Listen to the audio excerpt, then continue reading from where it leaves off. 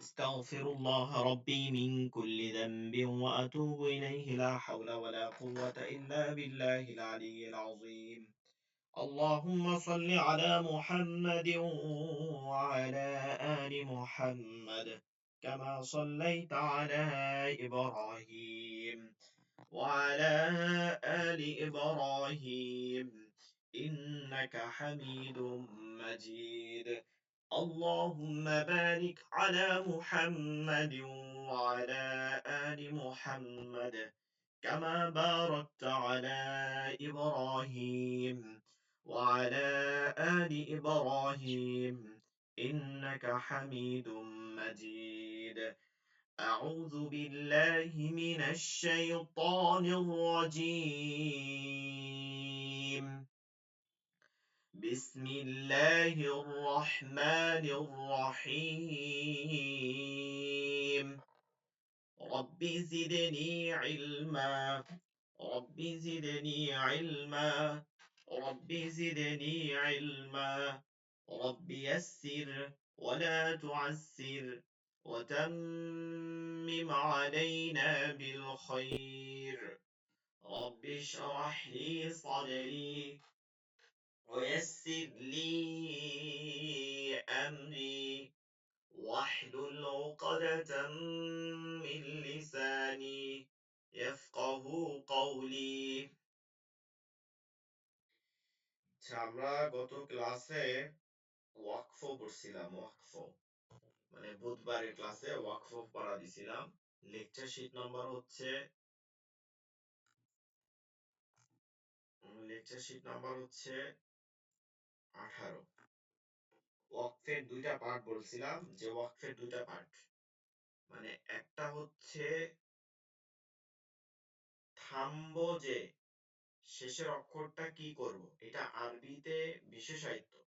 মানে এটা অন্য ভাষার ক্ষেত্রে যেমন বাংলা, ইংলিশ, এই যে ভাষাগুলো আছে, এগুলো শেষে যে শব্দটা থাকে ওইটার মধ্যে যেমন পড়ি শেষে তেমনই পড়ি, কোনো পরিবর্তন ঘটে না, সেম থাকে, সমান থাকে। যেমন ধরেন যে আহ, আমি বই পড়ি, পড়ি শেষে লিখছি, বা আমি পড়তেছি বা পড়ি, আমি পড়ি, এরকম মানে মাঝখানে দেই বা শুরুতে দেই বা যেখানেই দেই কোনো পরিবর্তন হয় না। ঠিক আছে, কোনো পরিবর্তন হয় না, শব্দটা যেমন তেমন থাকে। কিন্তু আরবির ক্ষেত্রে এটা খেয়াল রাখতে হবে। আমরা শুধু কোরআন শরীফ পড়তেছি তার মানে কোরআন শরীফ তা না। কোরআন যেহেতু আরবি, আরবির ক্ষেত্রগুলো আমরা পড়তেছি, যে আরবির ক্ষেত্রে আয়াতের শেষে বা আরবি বাক্যগুলোর শেষে একটা রূপান্তর হয়, পরিবর্তন ঘটে শব্দের অক্ষরটা শেষে।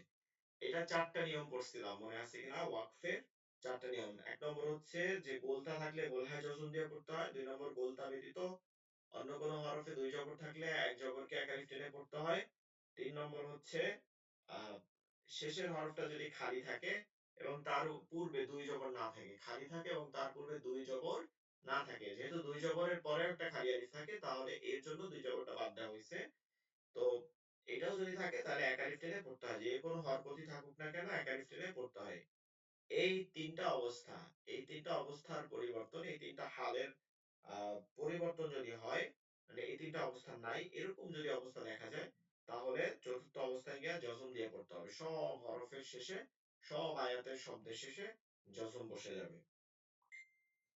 এটা হচ্ছে আহ আরবি হরফটা কেমন হবে, শব্দের শেষে বা বাক্যের শেষে আরবি যে হরফটা আছে, যে বর্ণটা আছে, এই বর্ণটা কেমন ব্যবহার হবে, এইটা আজকে যেটা আমরা করতেছি। যেহেতু ওইটা পড়ার পরে ওইটার সাথে মাছ ছিল, এর জন্য ওগুলো আমরা সিরিয়াল বাই সিরিয়াল পড়াই, যে একটার সাথে একটা কানেক্টেড। এইটা যেমন আমরা তাজবিদ কমপ্লিট করে এখানে এখন আমরা তাজবিদের কিছু অংশ অংশ পড়ব। সেটা একটা হচ্ছে যে ওয়াকফের স্থান, কোন কোন চিহ্ন, এটা হচ্ছে আলামাতুল ওয়াকফ। আলামাতুল ওয়াকফ বা ওয়াকফের চিহ্ন, হ্যাঁ, বা আয়াতুল ওয়াকফ, ওয়াকফের নিদর্শন, অর্থাৎ কোন কোন চিহ্ন দেখে আমরা থামবো। এখন এটা হচ্ছে যেমন ধরেন ফুল স্টপ, আমরা যেটা বাংলায় দাঁড়ি বলি, মানে একটা ওখানে কি করতে হবে, বাক্য শেষ করতে হবে, থামতে হবে, শ্বাস নিতে হবে। আবার কমা, এর মানে বাক্য শেষ না, বাক্যের একটা অংশ, এটা বোঝায়। তো এটাও কিন্তু থামতে হয়, কমার মধ্যেও থামতে হয়, কিন্তু দাঁড়ি আর কমার কাজ কি এক না। ঠিক আরবি ভাষাতে এখানে গেলে আমরা দুইটা পাবো। আজকে যেটা পড়তেছি এটা আরবি ভাষা পড়তেছি না, এটা কোরআনের ভাষা পড়তেছি। আরবি ভাষাতে মূলত আমরা যে কমা, তারপর হচ্ছে দাড়ি, এগুলোই ব্যবহৃত হয়। চিহ্নটা একটু চিহ্নটা একটু ভিন্ন ধরনের ব্যবহৃত হয়। চিহ্নটা যেমন ধরেন ফুল স্টপ যেটা ইংলিশে আছে, এটাই আরবিতে ব্যবহৃত হয় বাক্যের শেষে গিয়ে। যে কোনো বাক্য শেষ করে এটাই ব্যবহৃত হয়। কমা যেটা আছে এটা ডান দিক থেকে হয়, কমাটা বাম দিক থেকে, এটা ডান দিক থেকে লেখা হয়। এরপরে কোশ্চেন মার্ক, এটাও হচ্ছে এই যে ডান দিক থেকে লিখতে হবে। তাহলে সব চিহ্ন একই, বা আমরা ইংলিশ বাংলা মিলাইয়া ওখানে আসে। ইংলিশের চিহ্নগুলোতেই সাধারণত আরবিতে ব্যবহৃত হয়। এটা আরবি ভাষার ক্ষেত্রে, যেমন ধরেন আপনি কথা বলবেন, বাক্য লিখবেন, বিভিন্ন আপনি চিঠি লিখতেছেন, বিভিন্ন আপনি দরখাস্ত লিখছেন, এই যে রিসালা, এই যে আপনি এগুলো লিখতেছেন, এরপর আপনি বাক্যগুলো লিখতেছেন, জুমলাগুলো যখন লিখতেছেন, তখন এই দাড়ি কমা ফুল স্টপ ব্যবহৃত হবে। কিন্তু কোরআনের ক্ষেত্রে, কেবলমাত্র কোরআনের ক্ষেত্রে এই ধরনের কিছু চিহ্ন বা আলামাত ব্যবহৃত হয়। তাহলে আমরা প্রথম থেকে যারা ভিডিও দেখছি, ক্লাস ছিলাম, তাদেরকে এটা বুঝতে সহজ হয়ে যাবে যে আজকে আমরা কোন পড়াটা পড়তেছি। তো এটা আমরা অলরেডি গত ক্লাসে পড়ছি, তারপর আজকে আবার একটু রিপিট করতেছি। ওয়াকফের চিহ্ন সমূহ, ওয়াকফের চিহ্ন সমূহ মানে থামার স্থানের চিহ্ন সমূহ। তার মধ্যে আমরা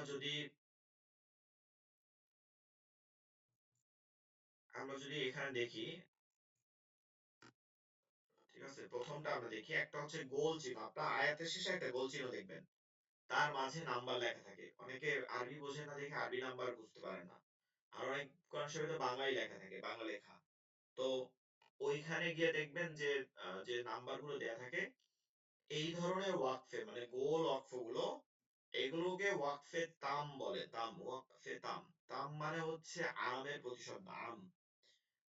আহ, এটা হচ্ছে যে আহ, বিভিন্ন সময় আপনার জনসাধারণ সবকিছু এগুলো বুঝাতে তাম শব্দ ব্যবহার হয়।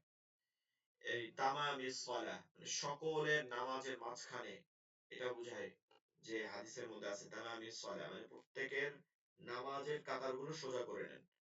তো প্রত্যেকের, সবার। তো কমন ওয়াকফ হচ্ছে গোল চিহ্ন যেটা থাকে, যেটার মধ্যে নাম্বার লেখা থাকে, এইটা হচ্ছে কমন। এটা দেখলে আপনি থামতে পারবেন, আর কোনো চিহ্নের প্রয়োজন হবে না, উপর নিচ দেখতে হবে না, আপনি থেমে যেতে পারবেন। এবার এটার ক্ষেত্রে যদি মিলাইয়া পড়তে হয়, যে আমি যদি মিলাই পড়ি, তাহলে কি হবে হুজুর? মিলাইয়া পড়লে আপনাকে অবশ্যই তখন এই যে আপনার উপরে ওই গোল চিহ্নগুলো, উপরে যে চিহ্নগুলো আছে, এগুলোর দিকে আমাদেরকে একটু তাকাইতে হবে। যেমন ধরেন যদি মিম থাকে, তাহলে থাইমা পড়াটাই হচ্ছে উত্তম। এটা আমরা ওয়াকফে লাজিমে পাবো। আর অন্যান্য চিহ্ন থাকলে আমরা মিলাই পড়তে পারি, কোনো সমস্যা নাই। তো এরকম গোল গোল চিহ্ন আমরা প্রায়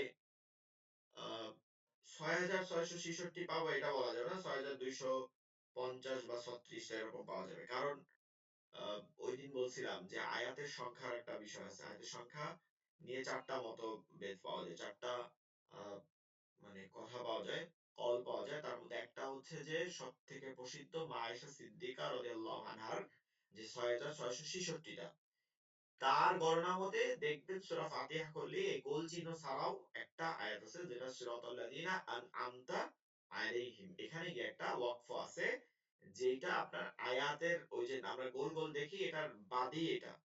এগুলো ধরে আয়াত ধরা হয়েছে ৬,৬৬৬। অনেকে এগুলো বাদ দিয়ে ধরছে। তো যাই হোক, এই গোল ধরনের যত চিহ্ন দেখবো সবগুলো আমরা কি করব, আপনাদেরকে মানে আমার কাছ থেকে যেটা অ্যাডভাইস থাকবে, যে আপনারা অবশ্যই অবশ্যই থামবেন। আপনারা যত পারেন, ঠিক আছে, যত পারেন, আপনি যত পারেন তত থামবেন। তাহলে যেহেতু আপনারা দেখে পড়তেছেন, ভালো করে খেয়াল রাখবেন, আপনি দেখে পড়তেছেন, মুখস্থ করতেছেন না। মুখস্থ করলে কি হয়, আমরা মুখস্থ করলে দ্রুত পড়তে পারি, ব্রেইন চলে, একটার দিকে একটা চলে যায়। তখন আমরা মিলাই পড়তে পারি। কিন্তু আপনি যখন দেখে পড়বেন তখন কিন্তু খেয়াল করতে হয় শব্দটা কি পড়তেছি। তো এইটা কিন্তু শ্বাসটা দীর্ঘ হইতে থাকে। এর জন্য আমরা যখনই থামার স্থান পাবো আর যেখানে আমরা থামতে পারবো সেখানেই থেমে পড়বো। এটা পড়া উত্তম। আর কোরআন তেলাওয়াতের ক্ষেত্রে একটা উত্তম বিষয় জেনে রাখেন, কোরআন তেলাওয়াতের আয়াতগুলো থেমে থেমে পড়াটাই উত্তম। যদিও আমরা মানে আয়াত তারাবি পড়ি বা খতমে তারাবি বা বেশি আয়াত পড়ার সময় আমরা কি করি, দ্রুততা করি, এটা জায়েজ, কোনো সমস্যা নাই, এটা পড়া জায়েজ, এর জন্য আমরা পড়ি। কিন্তু উত্তম কি প্রত্যেক আয়াত থেমে থেমে, যেমন আলহামদুলিল্লাহি রাব্বিল আলামিন আর রহমানির রহিম মালিকি ইয়াউমিদ্দিন ইয়াকা না'বুদু ওয়া ইয়াকা নাস্তাঈন। এইভাবে থেমে থেমে পড়াটা উত্তম। তো আপনি উত্তম কাজটা করবেন, সব আয়াতগুলো কি করবেন, থেমে থেমে থেমে থেমে পড়বেন, পড়াটা শুদ্ধ হবে। ঠিক আছে, মিলায় পড়ার চেষ্টা করবেন না।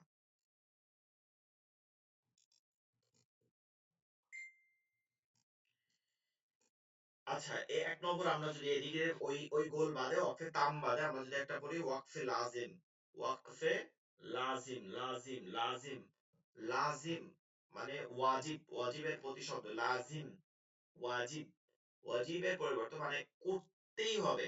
ওয়াকফ অর্থ থামা, লাজিম যেইখানে আমাকে থামতেই হবে।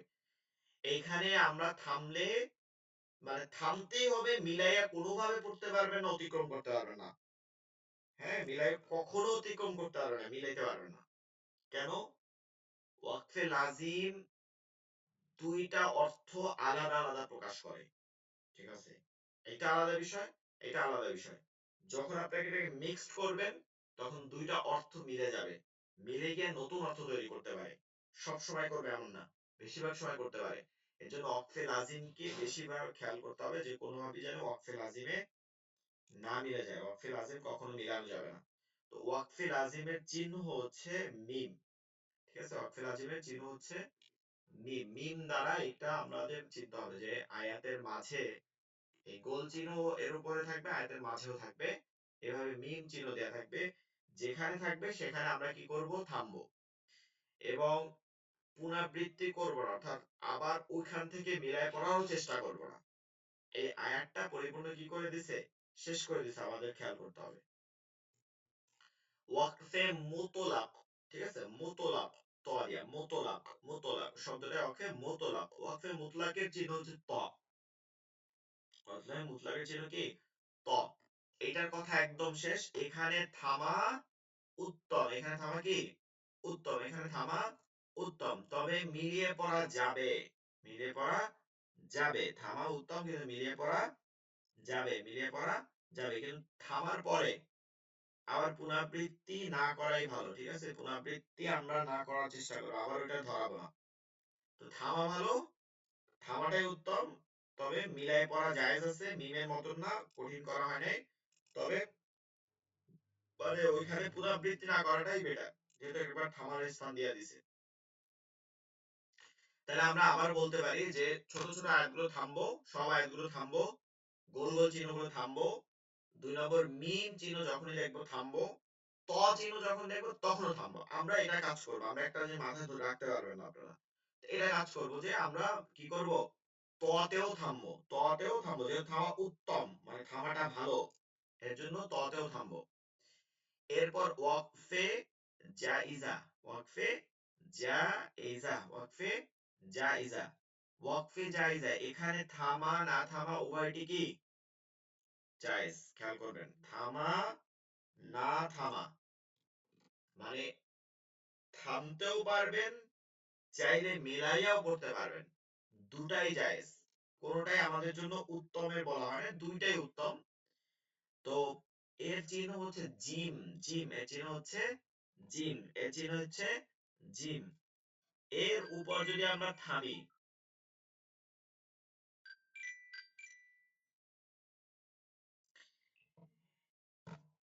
এর উপর থামা না থামা,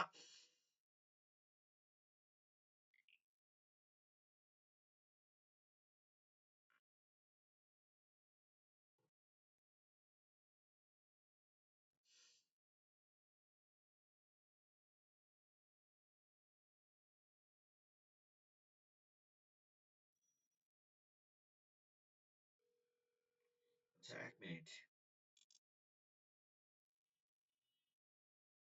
আসসালামু আলাইকুম। ওয়ালাইকুম আসসালাম।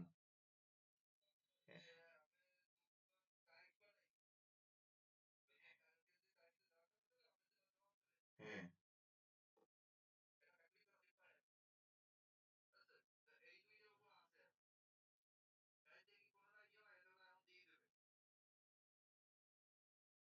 আমি তো আপনার এটা দিই নাই, এটা তো আসলে এটা ওইটা একই, তো দুইটাই এক।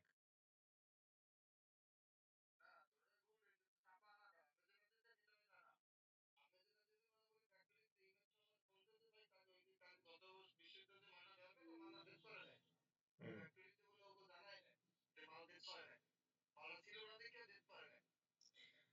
আচ্ছা, আমি তাইলে যেহেতু দেন না, আমি পরে জানাবো মনে দেই। ঠিক আছে।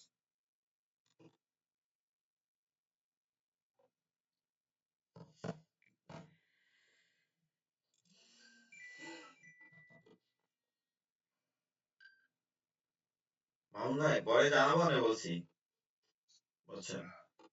বলছি পরে জানাবো না, পরে পরে। আমি একটু ক্লাস নিতেছি তো অনলাইনে, আর পরে জানাবো না।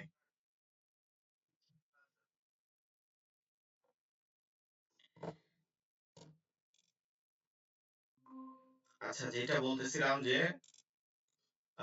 ওয়াকফে জায়েজা, জিম জিম জিম চিহ্নটা দুটাই কি উত্তম, মানে দুটাই আমরা চাইলে করতে পারবো। এখন আমাদের কাজ কি, এটা আমরা খেয়াল করবো, আমাদের কাজ কি, আমাদের কাজ হচ্ছে থামা। যেহেতু এখানেও বলা হয়েছে থামা, তাহলে আমরা এখানেও থামবো। তাহলে আমরা অনেকগুলো থামার স্থান পাচ্ছি। প্রথম হচ্ছে গোল চিহ্নগুলোতে থামবো, মিলাবো না, চেষ্টা করবো থামবো।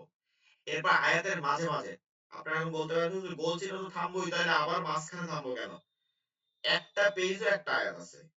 আপনার ৩ নাম্বার পারা ৭ নাম্বার পেজে যাবেন, সূরা বাকারার শেষ পেজের আয়াত, মানে শেষ পেজের আগে আপনার একটা আয়াত আছে, যেটা একটা আয়াত একটা পেজ, ফুল ১৫ লাইন হচ্ছে একটা আয়াত।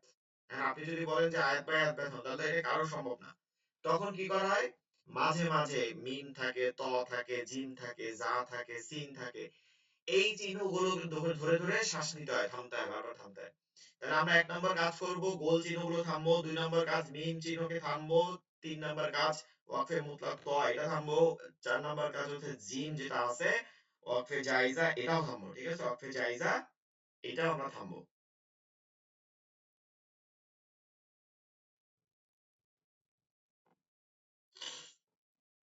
এরপর হচ্ছে ওয়াকফে মুজাওয়াজ। ওয়াকফে মুজাওয়াজ ওয়াকফে মুজাওয়াজ, এর চিহ্ন হচ্ছে যা, এর চিহ্ন হচ্ছে যা, এর চিহ্ন হচ্ছে যা। এবার দেখেন এর কাজ কি। এখানে থামা তো জায়েজ আছে, থামা জায়েজ আছে, মিলিয়ে পড়া উত্তম। ঠিক আছে, মিলিয়ে পড়া কি উত্তম, মিলিয়ে পড়া উত্তম। তাহলে আমরা চেষ্টা করব ঝা এর ক্ষেত্রে মিলাই পড়বো, ঝা ঝা হরফটার ক্ষেত্রে মিলাই পড়বো, না থামার চেষ্টা করব। আচ্ছা, এখানে একটা কথা আছে যে এটা যদি আয়াতের মাঝখানে হয়, তো আমরা যাই হোক, এটা তো আমরা অলরেডি বুঝতে পারছি যে এটা আমরা থামবো, এত কিছু আর লাগবে না, পুনরাবৃত্তি করব না। এটাকে মিলাই করব, পুনরাবৃত্তি না করার চেষ্টা করব। তবে আয়াতের মাঝে যদি হয়, তখন যা হইলে থাইমা আবারও মিলানো যাবে, থাইমা আবারও মিলানো যাবে, এটা পুনরাবৃত্তি করলে সমস্যা নেই। যা ওয়াকফে মুরাখাস, মুরাখাসের চিহ্ন হচ্ছে সদ। এই একই কাজ, এটা আলাদা নিয়ম পড়া লাগবে না, যা আর সদের একই কাজ, একই নিয়মে পড়বেন, মিলাই পড়া উত্তম। তবে থামা জায়েজ আছে, থামা জায়েজ আছে। সদ চিহ্নটা হচ্ছে সদ। আচ্ছা, একটা ইম্পর্টেন্ট চিহ্ন যেটা আমরা অনেকে চিনি না, ওয়াকফে মুআনাকা। ওয়াকফে মুআনাকা, ওয়াকফে মুআনাকা, এটা ভালো করে খেয়াল করেন। এক জায়গায়, যদি এক জায়গায় থামি, এক জায়গায় থামি, থেমে যাই, একটা জায়গায় শ্বাস শেষ হয়ে গেছে, আমি থামবো, তাহলে তার আরেক জায়গায়, মানে আরেকটা যে জায়গা আছে, সেখানে মিলাইয়া পড়তে হবে, সেখানে মিলাইয়া পড়তে হবে। মানে এক জায়গায় থামলে আরেক জায়গায় কি করতে হবে? মিলাইয়া পড়তে হবে। এক স্থানে যখন থামবো, পরবর্তী স্থানে ওটাকে কি করব? মিলাই করব। পরবর্তী স্থান থামলে আগের স্থানটা মিলাই করব। এইটার চিহ্ন হচ্ছে, আমরা সিনের যে নুক্তা আছে, সিনের যে ৩ নুক্তা বা সায়ের ৩ নুক্তা, এই ৩ নুক্তার মতন থাকবে, ৩টা নুক্তা থাকবে। ঠিক আছে, এটা তিনটা নুক্তা থাকবে, তিনটা নুক্তা। দেখেন এই লাইনটার মধ্যে খেয়াল করেন, এইখানে হয় এইখানে একটা থাকবে, এরপর একটা আয়াত শেষ হয়ে আবার আরেকটা থাকবে। হ্যাঁ, একটা আয়াত শেষে আরেকটা থাকবে, অথবা একটা আয়াতের শুরুতে একটা আছে, ওটা আয়াতের মাঝখানে একটা আছে, যেখানে ওয়াকফের চিহ্ন হিসাবে আছে। তো আমরা খেয়াল করব যখন পড়তেছি অনেক সময় এটা খেয়াল করেন না আপনি, এটা খেয়াল করেন। এখন এইখানে আসছে না, এসে দেখতেছেন ব্যাপার কি, এই যে ওয়াকফে মুআনাকা, অনেকে ধরে নেয় যে ওয়াকফে মুআনাকা মানে একটা থাকে, মানে ভুল ক্রমে মানে একটা দিছে অথবা একটা দিছে, দুইটা থাকতে হবে। সব স্থানে ওয়াকফে মুআনাকা যখনই তিন নুক্তা দেখবেন, তার মানে তার আগে বা পরে এই একই চিহ্ন আরেকটা আছে, থাকবেই থাকবে, ঠিক আছে, থাকবেই থাকবে। তাহলে আপনি যদি প্রথমটা মিস করে আসেন, দ্বিতীয়টা যখন আসবেন তখন আপনি কি করবেন, ওইটা মিলাই পড়বেন যদি আগেটা থেমে থাকেন। আর না হলে আপনি একটু পিছনে যাবেন, বেশি না, এক আয়াত পিছনে যাবেন, গিয়ে দেখবেন, অথবা সামনের এক আয়াত সামনে যাবেন, গিয়ে দেখবেন যে দুই এক যেখানে চিহ্নটা পাইছেন তার এক আয়াত পিছনে অথবা এক আয়াত সামনে, দুই জায়গার এক জায়গায় এইটার আরেকটা চিহ্ন আছে। তাহলে এক স্থানটা আপনি মিলাই পড়বেন, আর এক স্থানটা থামবেন। এটা কিরকম করব, যে আপনি বলতে পারেন যে কিরকম করব বুঝি না বিষয়টা। বিষয়টা হচ্ছে যে আপনার শ্বাস, যেটা আপনি মনে করেন যে এটা শ্বাস পড়াটা শুনতে সুন্দর লাগবে, সেই স্থানটা আপনি থামবেন। এখন আমি আপনাকে পরামর্শ দিব যে সবসময় আয়াতের যে গোল চিহ্নগুলো আছে শেষ, ওখানে থামলে আয়াতটা শুনতে সুন্দর লাগবে, তেলাওয়াতটা সুন্দর হবে। আর মাঝে, অথবা আরো সহজ ভাবে, যে এক শব্দ বা দুই শব্দের পরে এই চিহ্নগুলো যেখানে আছে ওটা মিলাই করবেন, বড় আয়াতের শেষে যখন থাকবে ওখানে থামবেন। চলেন এই উদাহরণটা দেখি। আমরা এখানে এক শব্দ, সূরা কদর, ঠিক আছে, সূরা কদরের মধ্যে আছে, বিসমিল্লাহির রহমানির রহিম, تنزل الملائكة والروح فيها بإذن ربهم من كل أمر। দেখেন, এখানে দেখেন উপরে তিনটা চিহ্ন আছে, এই যে তিনটা নুক্তা আছে, সালামুন হিয়া হাত্তা মাতলাইল ফাজর, সালামের পরে আবার তিনটা নুক্তা আছে। এখন আমি কি করলাম, প্রথমবার খেয়াল করেন, আমরে থামছি, সালামুনে থামি নাই। কারণ আমরা বলি না আসসালামু আলাইকুম, এরকম তো সালাম আছে অনেক, আসসালামু আলাইকুম কি বলে আমরা, এটা পড়েছি ইয়া আলাল কুবুর। এভাবে আমরা ঘরে গেলেও বলতে পারি যে আসসালামু আলাইকুম ইয়া আহলাল বাইত, ও ঘরের বাসীরা আপনাদের উপরে সালাম বর্ষিত হোক। এরকম আসসালামু আলাইকা, আসসালামু আলাইকুম, এরকম যে শব্দগুলো ব্যবহার করি, এখানেও সালাম, এই একই শব্দে যে শান্তি বর্ষিত হোক, হিয়া হাত্তা, যতক্ষণ পর্যন্ত, মাতলাইল ফাজর, ফজর বা সুবহে সাদিক না হয়, ততক্ষণ পর্যন্ত তাদের উপর শান্তি বর্ষিত হোক। এটা ফেরেশতারা সবার দ্বারে দ্বারে গিয়া গিয়া এটা দোয়া করতে থাকে। কবে? কদরের রাতে। তানাজ্জালুল মালায়েকা, নাজিল হইতে থাকে ফেরেশতারা, এই নিচের দিকে নাজিল হয় এবং তারা এই কদরের রাতে দোয়া করতে থাকে সকলের জন্য। তো এইখানে খেয়াল করেন, সালামকে যদি আমি আগের সাথে নিয়ে যাই, মিন কুল্লি আমরিন সালাম, তখন এই অর্থটা একটু ভিন্ন শোনায়, যদি অর্থ পরিবর্তন হবে না, কিন্তু তেলাওয়াতটাও শুনতে খারাপ লাগে। সালাম হিয়া হাত্তা, তার থেকে সালামুন হিয়া হাত্তা। তো এক শব্দগুলো আমরা মিলাই পড়ার চেষ্টা করবো, তাহলে ভালো হয়। এখন আপনি দুইটাই পড়তে পারেন, কোনো সমস্যা নেই। আমি দুই রকমই পড়ে দেখাচ্ছি। تنزل الملائكة والروح فيها بإذن ربهم من كل أمر، سلام هي حتى مطلع الفجر. تنزل الملائكة والروح فيها بإذن ربهم من كل أمر، سلام هي حتى مطلع الفجر। ঠিক আছে, দুই ভাবেই পড়া যাবে। তাহলে এই হচ্ছে আমাদের ওয়াকফ শেষ। এইবার ওয়াকফে লা তাকফ, ওয়াকফ না করার পদ্ধতি, মানে ওয়াকফ করা যাবে না, এক জায়গায় নিষেধ আছে, এটা আমরা মনে রাখবো। এক জায়গায় নিষেধ করা হয়েছে, যদি আমরা সারা জীবন দেখবেন পড়ছেন, এখানে ওয়াকফ করে আসছেন, সেটা হচ্ছে লাম আলিফ। লাম আলিফ, লাম আলিফ যদি গোল চিহ্নের উপরে থাকে, আয়াতের শেষে গোল চিহ্নের উপরে থাকে যদি, হ্যাঁ দেখেন ভালো করে খেয়াল করেন, এই গোল চিহ্ন যে নাম্বার দেয়া আছে এর উপরে লাম আলিফ, এটা না, এটার কথা বলা হয় নাই, ঠিক আছে, এটার কথা বলতেছি না, যে এখানে গিয়ে লাম আলিফ থাকবে, এটা না। এটা থাকলে আপনি থামবেন, সমস্যা নেই, যেহেতু এটার অলরেডি আপনি থামার বড় স্থান পাইছেন। কিন্তু এইখানে দেখেন, এইখানে যেখানে আমার মাউসটা ধরা আছে, এইখানে একটা লাম আলিফ আছে, হ্যাঁ, এই লাম আলিফটা দিয়ে খেয়াল করেন, এই লাম আলিফটা কি আছে, আয়াতের মাঝখানে আছে। আর আপনারা সারা জীবন এখানে মিলাই পড়ে আসছেন, থাইমা পড়ে আসছেন, তাই না? দেখবেন থাইমা পড়ে আসছেন। ইভেন আমি দেখছি অনেক হাফেজ সাহেবরা একসময়, এখন যদিও এখন অনেকটা পরিবর্তন হয়েছে, এরকম পড়ছে। আবার অনেক মানে আলেমদের মাঝে যারা দেখা হাফিজি বা এগুলো নিয়ে এত ঘাটে না, তাজবিদ নিয়ে, তারা এগুলো পড়ে। তো আপনারা তো অবশ্যই পড়ছেন, এটা আপনারা নিজেরাও বলতে পারবেন যে লাম আলিফ দেখলে থামছেন। লাম আলিফ মূলত একটা না থামার স্থান, ওয়াকফে লা তাকফ, মানে ওয়াকফ না করার স্থান। এখন এটা কেন দেওয়া হয়?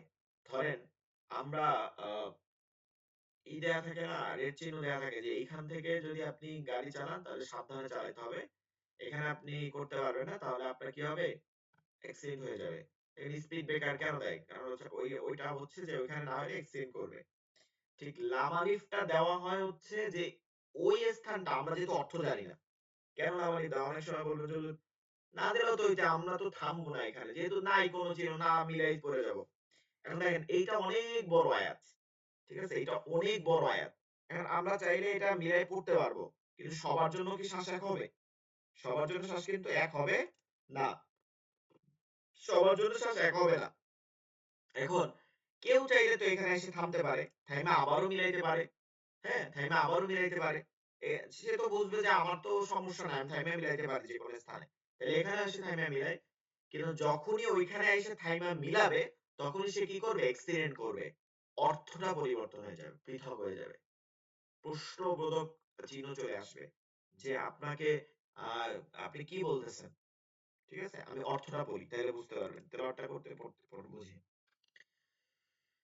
বিসমিল্লাহির রহমানির রহিম, ইন্নাল্লাযীনা আমানু ওয়া আমিলুস সালিহাতি উলাইকা হুম খায়রুল বারিয়াহ,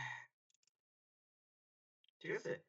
আবার দেখেন, ইন্না নিশ্চয়ই, আল্লাযীনা যারা, ইন্নাল্লাযীনা নিশ্চয়ই যারা, আমানু ঈমান এনেছে, বিশ্বাস করেছে, ওয়া এবং আমিলু কর্ম করেছে, সলিহাত ভালো কর্ম, নামাজ রোজা ইবাদত, সুদ ঘুষ হারাম এগুলো বর্জন করছে, অন্যান্য সকল ইবাদত, মানুষের সাথে ভালো কর্মকাণ্ড করা, মানে সম্পদ বন্টন করা, সকলের হক, বান্দার হককে ঠিক রাখছে, এই সব কিছু যার মধ্যে থাকে তাকে বলে সলিহিন, ঠিক আছে। সলিহিন তারাই যাদের মধ্যে সব কর্ম থাকবে, আমিলুস সলিহাত, সলিহাত কর্ম হচ্ছে ওগুলো। এবং আল্লাহ তাআলা যখনই জান্নাতে যাবে, এই কথাটা বলছে, কোন জায়গায় ডিরেক্ট বলে না যে নামাজ পড়লেই জান্নাতে চলে যাবে, কারণ নামাজি ব্যক্তিও বের হয়ে আরেকটা মানুষকে কি করতে পারে, ঠকাতে পারে, সে তো অবশ্যই তাকে নামাজ পড়তে হবে, নামাজের হিসাব কোথাও হবে, আউয়ালু মা ইউহাসাবু বিল আবদু ইয়াউমাল কিয়ামাতিস সালাহ, কিন্তু সব আমল থাকতে হবে, আপনি বান্দার হকও ঠিক রাখতে হবে, আল্লাহর হকও ঠিক রাখতে হবে। এজন্য আল্লাহ তাআলা বেশিরভাগ যত জায়গায় বলছে, সব জায়গায় আমিলুস সলিহাত ব্যবহার করছে, যে এই কর্মকাণ্ড করবে তারাই জান্নাতে যাবে, তারাই জান্নাতে যাবে। এইখানে আল্লাহ তাআলা কি বলতেছেন, যে যারা নিশ্চয়ই যারা ঈমান আনে এবং ভালো কর্মকাণ্ড করে, অর্থাৎ সকল কর্মকাণ্ড অন্তর্ভুক্ত থাকে ভালো কর্মকাণ্ডের মধ্যে, নামাজ রোজা দুনিয়াবি ভালো কাজ খারাপ সবকিছুর মধ্যে, উলাইকা হুম তারা, উলাইকা হুম ওই যারা এগুলো করছে, খায়রুল, খায়রুল মানে উত্তম, খায়রুল বারিয়া সকল সৃষ্টি জগৎ, যত সৃষ্টি আছে, মানুষ জিন ইনসান যত সৃষ্টি আছে, সকলের মধ্যে উত্তম হচ্ছে তারা, যার অর্থ আছে, যার কোটি কোটি টাকা আছে, যার অনেক বড় পিএইচডি নিয়ে আছে, তাদের কথা বলতেছে না। যারা সলিহাত, যাদের মধ্যে সকল কর্ম আছে, ভালো কাজ, তারা কি উলাইকা হুম খায়রুল বারিয়া, তারা হচ্ছে সৃষ্টি জগতের সেরা। মানে আল্লাহর কাছে তারাই সেরা। আপনি আপনি হিসাব করতে পারেন, কিন্তু আল্লাহর কাছে হিসাব ভিন্ন। এখন আপনি একটা জিনিস খেয়াল করেন, এখানে এই একই শব্দ আছে, উলাইকা হুম শারুল বারিয়া। ঠিক আছে, উলাইকা হুম শারুল বারিয়া এর পরবর্তী আয়াতে আছে। এখন এখানে যদি আমি ওই যে লাম আলিফ চিহ্নটা আছে, খেয়াল করছেন এখানে লাম আলিফ যেটা আছে, যেটা দাগ দিছে মাত্র, এখান পর্যন্ত আপনি পড়ে দেখেন যে ইন্নাল্লাযীনা আমানু ওয়া আমিলুস সলিহাত, নিশ্চয়ই যারা ঈমান আনে এবং ভালো কাজ করে। থামলেন। এখন আপনার কাছে প্রশ্ন, তাহলে কি? যারা ঈমান আনলো ভালো কাজ করলো তারা কি? যখন থামছে তখন প্রশ্ন দেখেন কি তারা? আবার আপনি পরবর্তী পড়তেছেন উলাইকা হুম খায়রুল বারিয়া। আগা মাথা নাই আপনি বলতেছেন যে তারাই শ্রেষ্ঠ জগতের। কারা? হ্যাঁ, কারা? যারা খারাপ নাকি কারা ভালো? নাকি নামাজি? নাকি কে ভালো? কার কথা বলতেছেন? প্রশ্ন মানে পৃথক হয়ে গেল না, অর্থটা পৃথক হয়ে যায়। এর জন্য এর থেকে আরো আরো আরো আছে। এইটা তো একটা উদাহরণ দিলাম। এর থেকে আরো ভালো ভালো মানে উদাহরণ আছে যেগুলো আরো কঠিন হয়ে যায় অর্থ। কুফরি কালাম পর্যন্ত হয়ে যেতে পারে। তো এর জন্য লাম আলিফ দেখলে আমরা কোনোভাবেই ওখানে থামবো না, থাইমাও মিলাবো না। যদি ধরেন ওয়ামিলুস সলিহাত ওয়ামিলুস সলিহাতি উলাইকা হুম খায়রুল বারিয়া, তখন আপনার প্রশ্ন জাগবে, তাহলে কি আপনি ইমানদারকে বাদ দিয়ে দিছেন? তো আমরা কখনোই এই স্থানে থামবো না। তাহলে এখন কি করা যায়? এত বড় আয়াত কি করব? তাহলে আপনি এর মাঝে যাবেন, মাঝে। এই লাম আলিফের মাঝে থাইমা মাঝে মিলাবেন। এই মাঝে থাইমা যেমন ইন্নাল্লাযীনা আমানু ওয়া আমিলুস সলিহাতি উলাইকা হুম, হ্যাঁ, অথবা উলাইক, অথবা ইন্নাল্লাযীনা আমানু ওয়া আমিলুস এখানে তো থামতে পারবো না। তাহলে ওয়া আমিলু, এভাবে থামার স্থান আছে। আপনারা যদি মিলাইতে পারবেন না। ওয়া আমিলু ওয়া আমিলুস সলিহাতি, আপনি একটা অলরেডি প্রশ্ন রাইখা দিয়ে থামছেন যে এটা শেষ হয় নাই। তো যাই হোক, আমরা চেষ্টা করব লাম আলিফের স্থানে কোনোভাবেই থামবো না, তাহলে অর্থের বিকৃতি ঘটে যায়। সাক্তা, এটা একটা মানে ওয়াকফের মতন, কিন্তু এটি ভিন্ন। পুরো কুরআনুল কারীমের মধ্যে তেলাওয়াত করার সময় শ্বাস বাকি রেখে, মানে ওয়াকফের ক্ষেত্রে শ্বাস ছেড়ে দিতে হবে, আর এর ক্ষেত্রে শ্বাস বাকি রেখে উচ্চারিত স্বর, ঠিক আছে, উচ্চারিত স্বর হবে, কিছুক্ষণের জন্য বন্ধ করে রাখতে হবে, কিছুক্ষণের জন্য বন্ধ হয়ে যাবে। পুনরায় ওই স্বরের, মানে পুনরায় ওই যে স্বর যেখানে আছে, ওই স্বরের মাধ্যমে পরবর্তী শব্দ বা অক্ষর, মানে পরবর্তী শব্দ বা অক্ষর পাঠ করতে হবে। অর্থাৎ আপনাকে থামতে হবে, কিন্তু শ্বাসটা ছাড়া যাবে না, শ্বাসটা ভিতরে রেখে দিতে হবে। এটা একটা মাসালার বিষয়। এটা এটা হচ্ছে আবার ইমামদের মাঝে দুইটা মত আছে। তার মধ্যে একজন হচ্ছে হযরত ইমাম আসেম কুফি রাহিমাহুল্লাহ আলাইহি, যেন ৭ ইমামের একজন। তার একজন ছাত্র হচ্ছে, তার অন্যতম ছাত্র হচ্ছে হাফেজ আ হযরত ইমাম হাফস রাহিমাহুল্লাহ আলাইহি। ঠিক আছে? তিনি মানে ১০ জন ইমাম হয় এই তাদের মিলায়া। তো তার মত হচ্ছে, তার রিওয়ায়াত হচ্ছে, তার বর্ণনা মতে তিনি এভাবে বলছেন যে এরা হচ্ছে বর্ণনা করছেন যে আমরা যে কনসেপ্ট পড়ি এটা হলো ইমাম হাফসের। মানে আমরা রাসূল পর্যন্ত যাবো এভাবে করতে। তো তিনি এই কোরআনটা বর্ণনা করছেন, তখন বলছেন যে এইটা আমাকে অমুকে বলছে যে এটার মধ্যে ৪ টা সাক্তা আছে, অমুকে বলছে ৪ টা সাক্তা আছে। এভাবে করতে যে রাসূল পাক সাল্লাল্লাহু আলাইহি ওয়াসাল্লাম পর্যন্ত দেখা গেছে যে এভাবে ৪ জায়গায় তিনি থামতেন। কিন্তু অন্যান্য ইমামের ক্ষেত্রে কিন্তু এটা ৮ জায়গায়ও আছে। ঠিক আছে? ৮ স্থানে আছে। তো আমাদের ইমামের মতে ৪ টা স্থানে। ৪ টা স্থানে এভাবে সাক্তা করতে হয়। সাক্তার কাজ কি? আমরা যেখানে থামবো, রিওয়াজা, ঠিক আছে? রিওয়াজা, এখানে সাক্তা লেখা থাকবে, চিরকাল সাক্তা। এর পরেরটা এখানে থামবো, কিন্তু শ্বাস ছাড়বো না। রিওয়াজা قيما لينذر بأسا شديدا, ঠিক আছে? এরপরে মিম মারকাদিনা, هذا ما وعد الرحمن وصدق المرسلون من راق من রাক ২৯ নম্বর পারা এটা আছে। এরপরে ৩০ নম্বর পারা আছে বাল রানা আলা কুলুবিহিম মা কানু ইয়াকসিবুন। এটা হচ্ছে আজকে আমাদের পড়া ছিল। আমরা একটা নতুন পড়ায় যাব, একটুখানি ধরবো। আপনাদের কোনো সমস্যা আছে বুঝতে বা কোনো প্রশ্ন করবেন।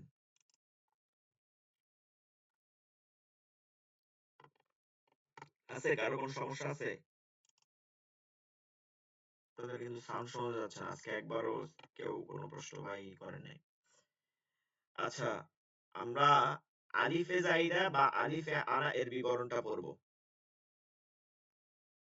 আলিফে জাইদা আর আলিফে আনা মানে হচ্ছে যে আলিফগুলো লেখার সময় লিখতে হয় কিন্তু পড়ার সময় পড়তে হয় না।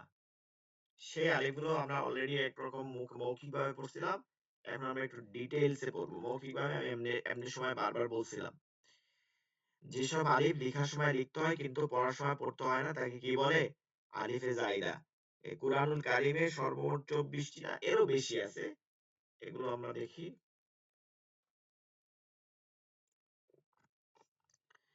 এখানে দেখেন আফা in, Apa in, Apa in, Apa in, অর্থাৎ আমরা আফা ইন, ফা কালির জন্য ফা, মানে আর একটু ক্লিয়ার বুঝেন। ধরেন আলিফটা যেমন আলহামদু আর রহমানির রহিম, এখানে আলিফটা শুরু আছে খালি আছে, বা কোন আয়াতের বিভিন্ন জায়গায় আলিফ খালি আছে। তো আপনি যখন দিয়ে যখন বিদায় করেন আলিফটা খালি থেকে যায়, এটা আপনার কাছে সমস্যা না। সমস্যা তখন হয় যেটা আপনি মাদ হিসাবে পান, জবরের বাম পাশে খালি আলিফ পাইছেন এবং পরেরটা যজম নেই, তখন আপনি এটা আউলে যাবে। ব্যাপারটা কি? এটা তো মাদ হওয়ার কথা, এটা তো মাদ হইবে, কিন্তু কেন হইল না? কারণ এটা তো খালি আলিফ না, এটা তো মাদের আলিফ। তো এইরকম মাদ হওয়া সত্ত্বেও মাদ হইছে, কিন্তু আরবরা মাদ করে নাই, এটাকে পড়ে নাই, এটা উচ্চারণ করে নাই, মাদ হিসেবে টানে নাই। এইরকম ২৪টা শব্দ আছে। কয়টা আছে? ২৪টা। মনে রাখবো কয়টা আছে? ২৪টা। ২৪টা শব্দ কিভাবে চেনবো? হুজুর এগুলোকে মুখস্থ করবো না, মুখস্থ করা লাগবে না। আপনাদেরকে বলছিলাম যে গোল যে যজম থাকে, এইটা কিছু কিছু কনসেপ্ট মধ্যে যেখানে আমরা যজম হিসেবে ব্যবহৃত হয় না, ওইখানে এটা টান না বোঝানোর জন্য যে এটা মাদ ঠিক আছে কিন্তু টান হবে না। দেখেন এখানে আলিফের উপরে গোল চিহ্ন আছে, গোল একটা চিহ্ন আছে, যে আফা আমিন, গোল আছে, ঠিক আছে? এই যে মালা ইহি, এই যে আলিফের উপরে গোল চিহ্ন আছে, তাহলে মালাতে টান দেওয়া যাবে না, মালা ইহি, মালা ইহি। তো আমরা এটা খেয়াল করবো, এরকম ২৪টা শব্দের মধ্যে আমরা কনসেপ্ট মাঝে তো গোল চিহ্ন যেখানে দেখবো এরকম আলিফের মধ্যে ওটা টান দিব না। আচ্ছা, এগুলো যদি আয়াতের শেষে থাকে, হ্যাঁ, এগুলো যদি আয়াতের শেষে থাকে, তখন আমরা আয়াতের শেষে যখন থামবো, ঠিক আছে, আয়াতের শেষে যখন থামবো, তখন আমরা এগুলোকে আমরা করব, টান দিতে পারবো। কিন্তু মিলায়ে পড়ার সময় এটা টান হবে না, এটা খেয়াল রাখবেন, মিলায়ে পড়ার সময় টান হবে না। তো আয়াতের শেষে গুলো আমরা তখন টান দিব। দেখেন এগুলো আয়াতের শেষে থাকে, শেষে এই শব্দগুলো। আচ্ছা, এটা একটা তো গেল হচ্ছে চিহ্ন দ্বারা। এবার একটা হচ্ছে যে চিহ্ন ছাড়াই একটা শব্দ আছে যে শব্দটা কখনো আরবরা টানে নাই, সেটা হচ্ছে আনা। আনা, আনা আলিফের ব্যবহার। আনা শব্দটি, হ্যাঁ, আনা শব্দটি লম্বা হামজা, মানে লম্বা হামজা মানে আলিফ, আলিফ দ্বারা লেখা হয়ে থাকে, ঠিক আছে? ওয়াকফ না করে লিখতে পড়ার সময় পড়তে হয়। তবে ওয়াকফ অবস্থায় এক আলিফ টেনে, আচ্ছা এত কিছু দরকার নাই, ওয়াকফ অবস্থায় থাকে না, সবসময় মিলাই পড়ে। আচ্ছা, ভালো করে বোঝেন। আনা, হামজা জবর আ, লম্বা হামজা, লম্বা হামজা, গোল হামজা না। নুন খালি আলিফ জবর না। এই আনা অর্থ আমি, আমি মানে আপনাকে কেউ জিজ্ঞেস করলে মানে আপনি কি কেমন আছেন? আনা তয়িব, আমি ভালো, ঠিক আছে? তো আনা, আনা অর্থ হচ্ছে আমি। এই আনাটা হয়ে হচ্ছে লম্বা হামজা দ্বারা। কোন হামজা? ভালো করে খেয়াল করেন, লম্বা হামজা, গোল হামজা না। গোল হামজা একটা শব্দের অংশ, লম্বা হামজা। তো এরপরে এই যে নুন খালির যেমন না, আনা, এখানে টান হওয়ার কথা, কিন্তু এটা টান হয় নাই। কেন টান হয় নাই? কারণ হচ্ছে এইটা জবরের বাম পাশে খালি এলিফ হওয়া সত্ত্বেও, মাদ হওয়া সত্ত্বেও উপরে গোল চিহ্ন নাই, গোল চিহ্নগুলো তো 24টা শব্দ আছেই। এই এই আনাটা আরবরা কখনোই টানে না, না টাইনে কথা বলে। হ্যাঁ, না টাইনে কথা বলে। কারণ ওইভাবেই কোরআনের মাঝে পড়তে হবে।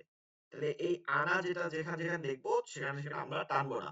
সূরা কাফিরুনের মধ্যে আছে ওয়ালা আনা আবিদুন, আবিদুন এরকম হবে, এরকম। নিচেরটা দেখেন, নিচের লাইনটা। কিন্তু কথা আছে, এই আনাটায় যদি লম্বা হামজা না হইয়া, আচ্ছা এই আনাটা একটু ক্লিয়ার করি। এই আনায় তো টান হইল না, ঠিক আছে, এই আনায় টান হবে না, কিন্তু চারটা আবার আনা আছে, চারটা আনা আছে যেটা একই রকম, কিন্তু এই চার আনায় টান হবে, এই চার আনায় টান হবে। এই চার আনা আপনাদের মুখস্থ করতে হবে। মানে চারটা শব্দ আছে কোরআনে, আছে মাত্র চারটাই, এগুলো রিপোর্ট নেই, চারটা শব্দ, এগুলোতে আবার টান হবে না।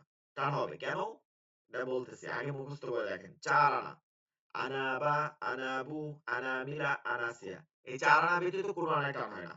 এই লম্বা হামজার আনায় কোনো আনায় টান হবে না। আনাবা, আনাবু, আনামিলা, আনাসিয়া, এই চারটা আনা কালকে মুখস্থ দেবেন সবাই। আনাবা, আনাবু, আনামিলা, আনাসিয়া, আনাবা, আনাবু, আনামিলা, আনাসিয়া, আনাবা, আনাবু, আনামিলা, আনাসিয়া। কেন এই চার আনায় টান হইলো এটা আমরা বুঝি, তাইলে বুঝতে পারবো। আনাবা, এটা আনা মানে আমি না, এই আনা আমি না, এই আনা বা পুরোপুরি এক শব্দ। আনা বা পুরোপুরি কি এক শব্দ, এখানে কোনো শব্দের মানে ভাঙা নাই, এখানে আনা আমি প্রকাশ করতেছে না। আনা বু, আনা বু এটা একক শব্দ, আনা মিলা একক শব্দ, আনাসি একক শব্দ, এটাকে ভাঙতে পারবেন না। তো আমি তো প্রথমেই বললাম যে আনা অর্থ আমি, আমি অর্থে প্রকাশে যত আনা হয়েছে লম্বা হামজা দ্বারা, এগুলো ব্যবহৃত হয়েছে, এতে টান হয় নাই। কিন্তু অন্য যে আনাগুলো আছে যেগুলো নরমালি ব্যবহার হয়েছে শব্দের অংশ, সেখানে টান হয়েছে, ঠিক আছে। যেহেতু ওটা আনা মানে আমি না, ওইখানে আরবরা টান দিছে, এরকম শব্দ চারটা। না এত টেকনিক না, চারটা মুখস্থ করে নেবে। আনা বা, আনা বু, আনা মিলা, আনা সিয়া। এবার তো গেলে এই আনা। এবার একটা জিনিস খেয়াল করবেন, যেমন যা আনা, যা অর্থ আসা, আনা আমার কাছে, যা আনা মানে আমার কাছে আসছে, না হচ্ছে নিজের কাছে আসা, ঠিক আছে। কিন্তু এই আনা আমি না, মানে আনা আমি না, আমার। হ্যাঁ, তো যাই হোক, এইটা আমরা ব্যবহার করার দরকার নেই যে আমার নাকি, এটা সর্বনাম শব্দ, শব্দ সর্বনাম হিসাবে। তো এখানে আমি অর্থ প্রকাশ করে না। এই আনাটা থাকে গোল হামজা দ্বারা, গোম, এই আনাটা থাকে গোল হামজা। কেন আপনি বুঝেন আবারও, এই শব্দটা এক না, এটা দুইটা শব্দ। যা আ, এটা অর্থ আশা, হামজাটা যা এর মধ্যে, আর না এটা সর্বনাম, শুধু নাটা সর্বনাম। সর্বনাম হচ্ছে যে এইটা এর সাথে যুক্ত হয়েছে, যা আ, আশা না আমার কাছে। তো যা আনা, যা আ, এই হামজা ওইখানে গেছে, এখানে হামজা নাই, এই কারণে এইখানে টান হবে। কারণ এটা গোল, এটা খেয়াল রাখবেন, গোল হামজা দ্বারা, গোল হামজা দ্বারা, গোল হামজা কিন্তু আগের শব্দের অক্ষর। এই হচ্ছে আলিফে জাইদা এর ব্যবহার, ঠিক আছে, আলিফে জাইদা এর ব্যবহার। আজকে এই পর্যন্তই পড়া থাকবে। আপনারা ওয়াকিফুল ইসলাম ভাই, তারপরে আর আছেন আব্দুর রহমান ভাই, যারা আছেন রিয়াজুল ভাই, আপনারা আগামী ক্লাসে যথাসময়ে উপস্থিত থাকবেন। 10-15 মিনিট, 5 মিনিট এদিক ওদিক হইতে পারে, তবে ক্লাস অবশ্যই হবে। তো ক্লাসে উপস্থিত থাকবেন, আর যে পড়াগুলো দেওয়া হয়েছে এগুলো একটু ভালো করে রিপিট করার চেষ্টা করবেন। কারো কোনো কথা আছে এই বিষয়গুলো নিয়ে?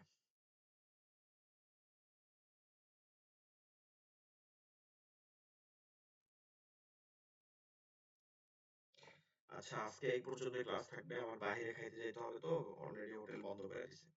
সকলে ভালো থাকবেন, দোয়া করুন। আসসালামু আলাইকুম ওয়া রাহমাতুল্লাহি ওয়া বারাকাতুহু।